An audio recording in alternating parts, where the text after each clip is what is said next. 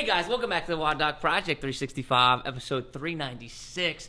Today we're talking about is handstands, specifically the handstand position. Now a lot of times when we start loading the shoulder, we start putting weight on a shoulder or arm that's raised above our head, two things happen. The elbow wants to flex and the shoulder wants to dive into internal rotation. So what we're going to practice today is not only a body position, but also a shoulder position and an elbow position that will keep us safe. Because what happens is when we load this shoulder and we get a little bit of that elbow bend and that shoulder starts to dive into an internally rotated position, that makes us vulnerable for injury. And besides not being stable, it's just not a strong position, right? So we got A, in a vulnerable position for injury, and B, no stability, so we're probably going to falter on that movement. So here's what we're going to do. We're going to practice this movement in a much easier, much less invasive way, and that's going to be laying down on our stomach. So what we're going to do here is we're just going to get up next to a wall. Our hands are going to be about shoulder width apart.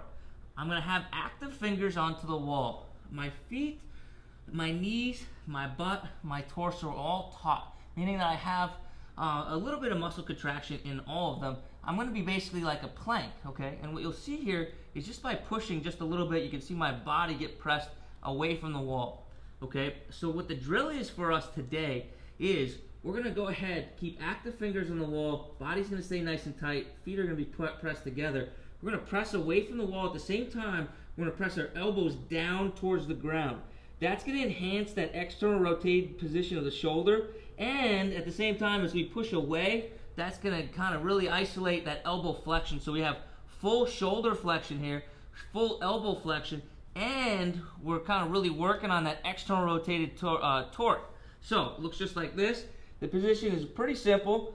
Everything's nice and tight. We look like a pencil. Active hands here. Press away. Drive your elbows down towards the ground. Hold that position for 3, 2, 1.